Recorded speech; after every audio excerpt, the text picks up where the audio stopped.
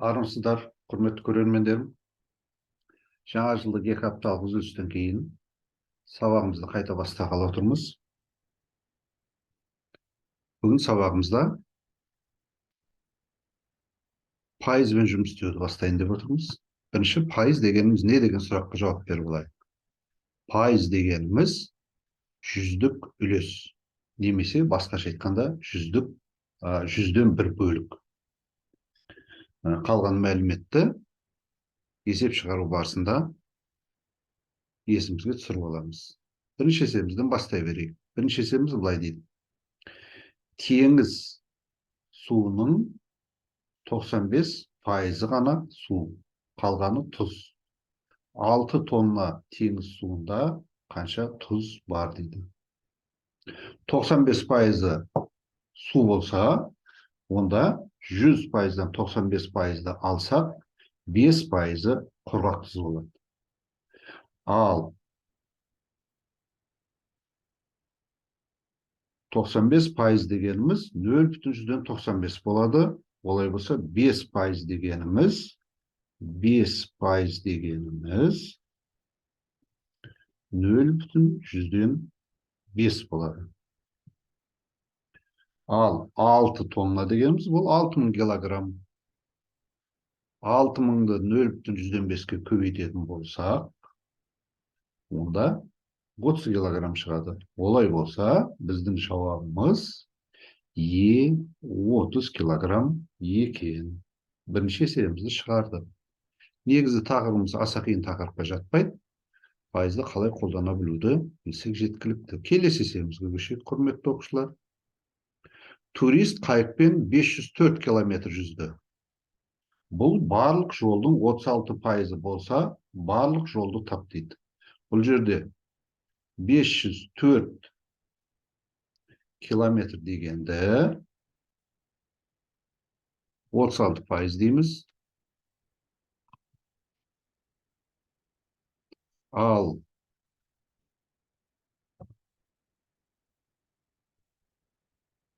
X, яғни бізге белгісізді, барлық дегенімізді X деп алатынымызда, оны 100% дейміз. Осы пропорцияны шешудің нәтижесінде барлық жолдың қанша екендігін таба аламыз. Яғни 104-ті 100%-ға көбейтіп 36-ға бөлеміз. Сонда 1400 шығады. Яғни біздің жауабымыз 1400 километр екен. Бұл есебімізде шықты деп есептесек болады. Келесі есебімізге көшейік. Үшінші есебіміз: автомобиль багының сыйымдылығы 40 литр бензин. Жол жүрудің алдында бак 80%-ға толтырылды. Ке емес, ға болу керек қой, мына жерде процентке дегендіктен ке деп қойған. 40%-ға толтырылды. Бензиннің 25% жолға жұмсалды. Сонда бакта қанша бензин қалды? Енді барлық 40 литр болса, ол 80%-ға толтырылған болса, ал 80% дегеніміз 0,8 болады. 0,180 ғой, соңындағы 0 жазылмайды ғой, оны білеміз. Ондық бөлшектерде соңында тұрған периодты бөлігі 0-дер жазылмайды. Олай болса 0,8 дейміз. Ал 40 литрдің 80%-ын табу үшін 40 литр 0,8-ге көбейтеміз. Сол кезде 32 литр. Яғни біздің багымыз 32 литр, багымызге 32 литр бензин құйылған екен. Бензиннің 25% жолға жұмсалды дейді. 25% жұмсалса, 100%-дан 25%-ды алып тастасақ, 75% қалады. Ал 75% дегеніміз ол 0,75. Сонда бакта қанша бензин қалғанын табу үшін 32 литрді 0,75-ке көбейтеміз.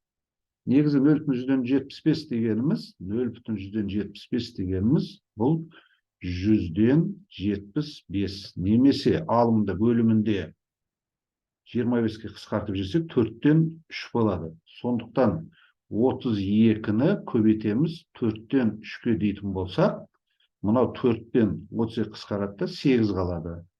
Ал 8-ді 3-ке көбейтетін болсақ 24 литр шығады. Міне осы негізі осы тәсіліміз дұрыстау. Олай болатын болса, біздің жауабымыз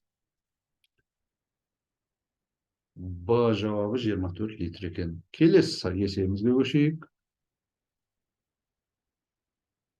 Төртінші есебіміз былай дейді.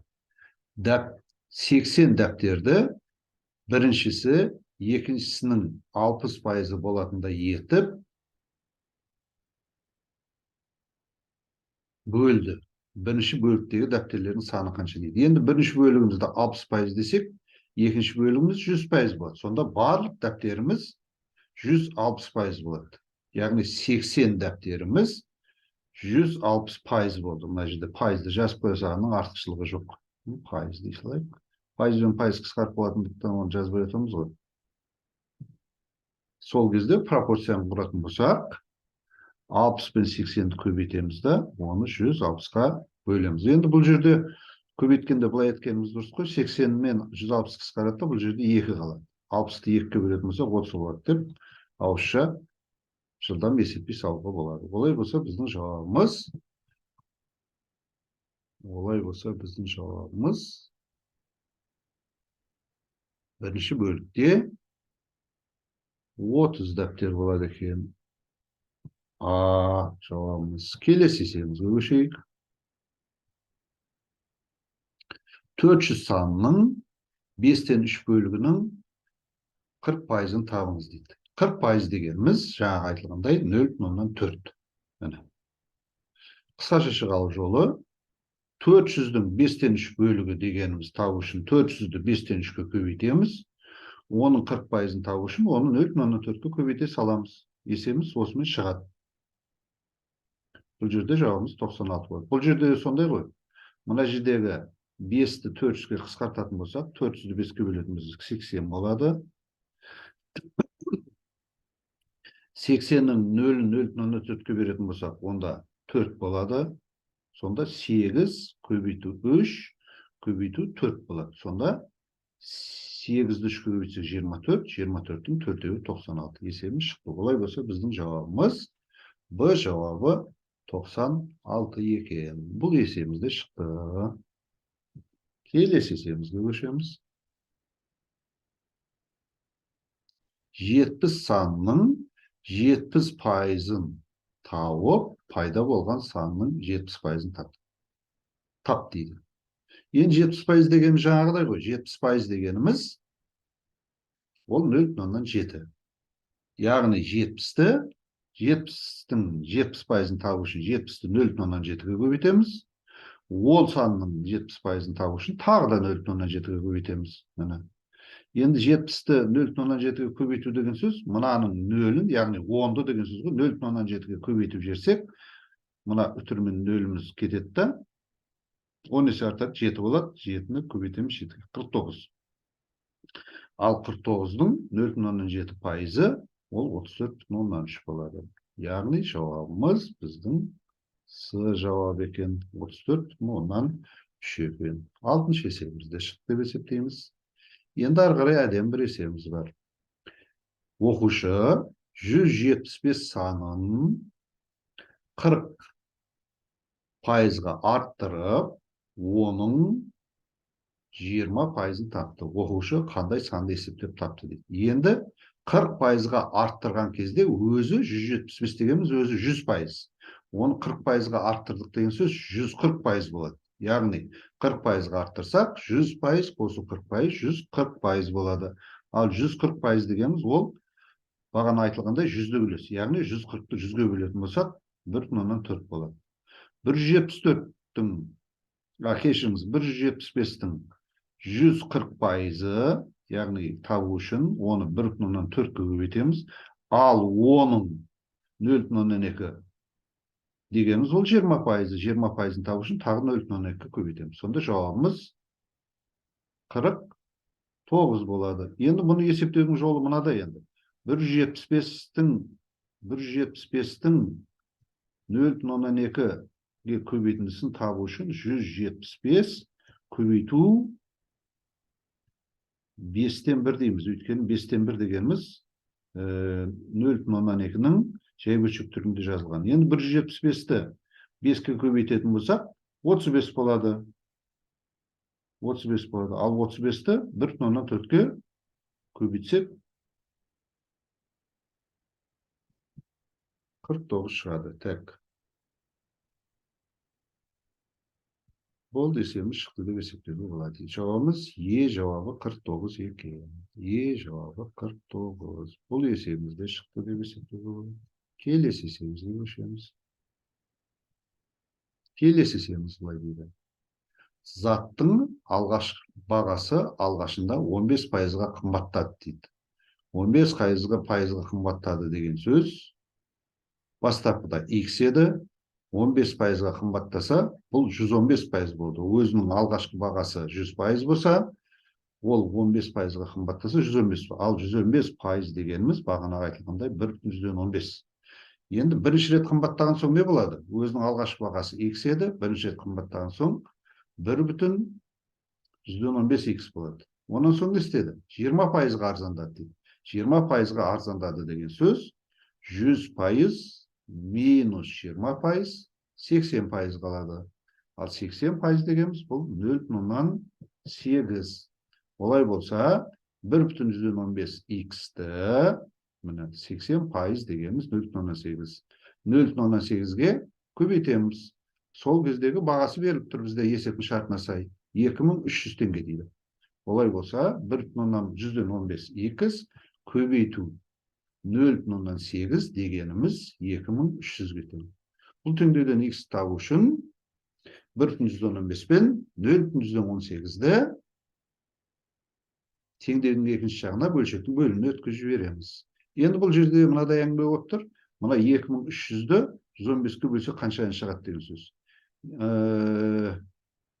Бұл жерде енді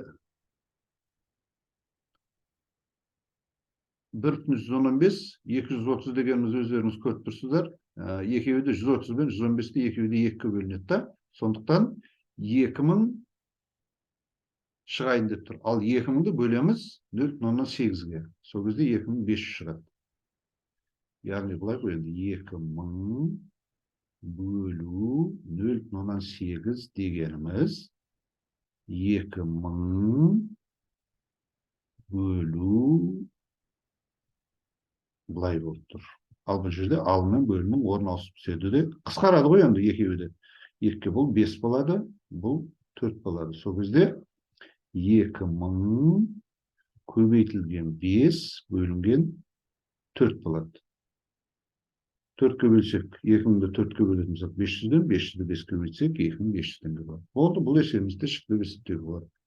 Шығару жолын үйретіп, түсіндіріп кетіп жатырмын қысқа жолын. Олай болса біздің жауабымыз 2500 теңге екен. Жалпы пайызға берілген есептер қиын емес, бірақ уақытты үнемдеу мақсатында қысқа тиімді жолмен жүргеніміз дұрыс. Ары қарай кетейік. 3 дос 400 метр квадрат еденді бояған.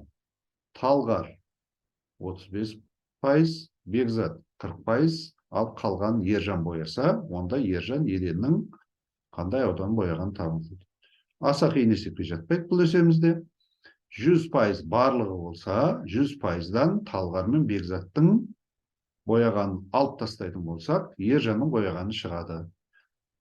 Бекзат пен Талғар 35 және 40%-дан орынданыпты. Мұнымызды 75% дейміз. Қосындысы 75%. 100-ден 75 тайзасақ, 25% шығады. Ал 25% дегеніміз 0,125. Ал 0,125 дегеніміз ол 4-тен 1 болса да. Яғни 400-ді 4-тен 1-ге көбейтетін болсақ, 100 шығады. Олай болса, Ержан 100 метр квадрат жерді Е жауап екен. Бояған екен. Келесі есебімізге көшейік, балдар. Қарбыздың 90% су, 20 килограмм қарбыздың құрамында судың мөлшерін табыңыз дейді. Енді 90% дегеніміз бағана айтқандай 0,9.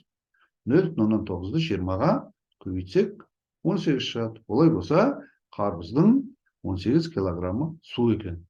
Бұл жерде есепте сондай ғой, мынау 20 дегенді 10 көбейту 0,9 көбейту 10 көбейту 2 дей саламыз. 0,9-ды 10-ға көбейтетін болсақ, 9 шығады. 9'ды 2 көбейтсек 18. Ауызша осылай есептей салуға болады. Жауабымыз олай болса, жауабы 18 килограмм екен. Келесі есемізге көшеміз. 11-ші есеміз не дейді? Қорапта 50 ақпарат бар. Bir қолжазбаны басып шығаруға парақтың 60% басқа қолжазбаны басып шығару үшін қалған парақтың 4/3 жұмсалды. Қолданбаған ақпараттамыз. Енді бұл жерде 60% жұмсалған болса, 40% жұмсалмай қалды. Яғни 60% дегеніміз 0,6.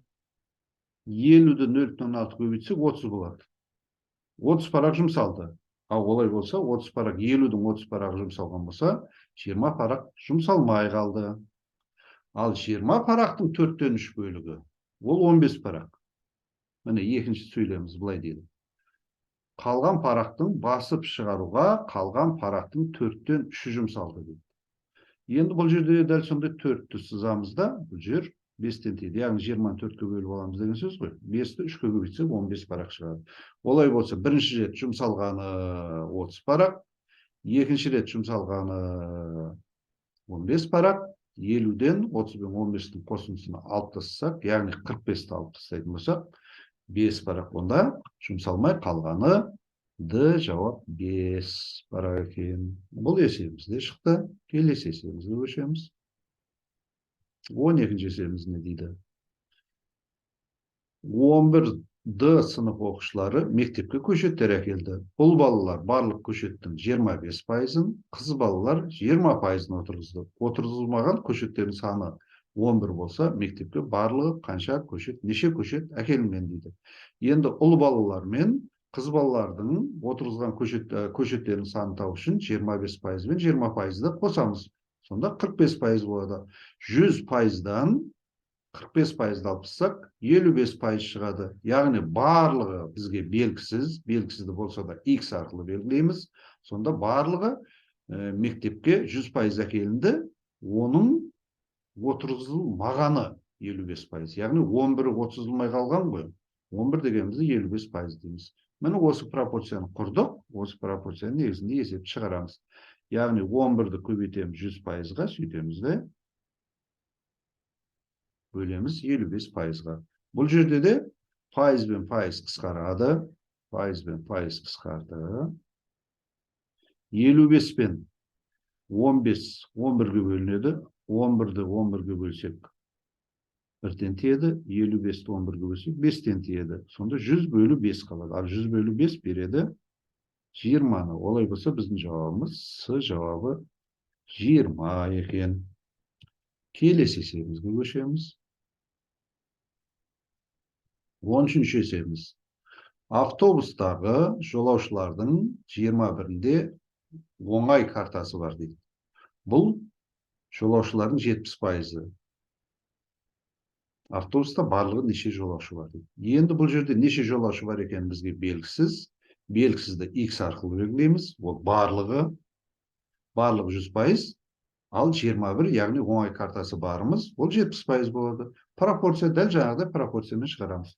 21-ді көбейтеміз 100%-ға, бөлеміз 70%-ға. Бұл жерде де дәл жаңағыдай пайызбен болса да пайызды қысқарып тастадық. 70%-ым 7-ге бөлінеді, 10-нан тиеді. 21-ім 7-ге бөлінеді, 3-тен тиеді. Мына жердегі 10 мен мына 100-дің 1-нөлін сызып тастайсақ, 10 қалады. Сонда 3-ті 10-ға көбейтсек 30 шығады. Олай болса, біздің жауабымыз 30 екен. Яғни автобуста барлығы 30 жолаушы бар екен деген жауабымыз шығады. А жауабы 30. Келесі есебімізге көшейік. Мектепте 700 оқушысы бар. Бұлардың 357-сі ұл балалар. Мектептегі барлық қыздар, барлық оқушылардың неше пайызын құрайтындығын анықтаңыз. Енді бірінші болса да ұл балалар белгілі болса, жалпы оқушылардың саны белгілі болатын болса, қыз балалардың санын табу үшін болса да, барлық оқушының санынан ұл балалардың санын алып тастаймыз. Яғни 700-ден аламыз 357-ні. Сол кезде 343 болады. Яғни қыз балаларымыздың саны 343 екен. бізге қыз балалардың барлық оқушылардың неше пайызын құрайтынын тап деп тұр. Яғни x бізге белгісіз, ол белгісіз емес, қыздардың саны, ал 100% дегеніміз бұл барлық оқушылардың саны. Бұл жерде дәл жаңағыдай пропорцияны пайдаланамыз. 100%-ды 343-ке бөліп 700-ге бөлеміз. Сол кезде есебіміз шығады.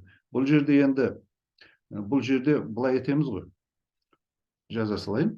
343 көбейту 100% бөлінген 700 дейміз да, бұл жерде мынау 100% бен 700-ді қысқартатын болсақ, бұл жерде 7 қалады.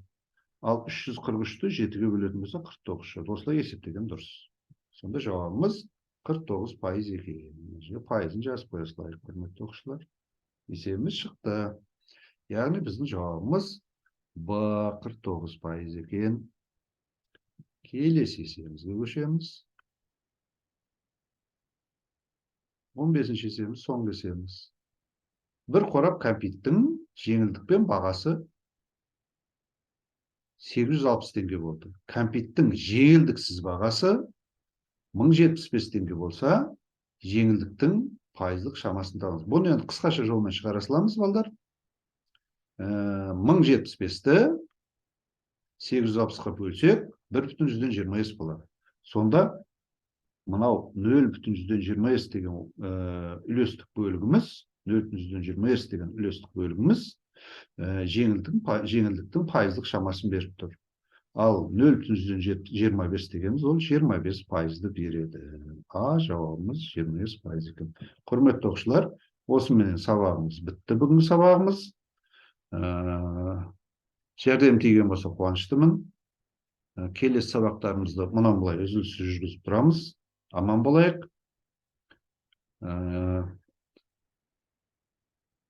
Бөліссеңіздер, таратсаңыздар, әрине құба-құп. Ұнаса лайк басыңыздар, жазылмаған болсаңыздар, жазылыңыздар. Аман болайық.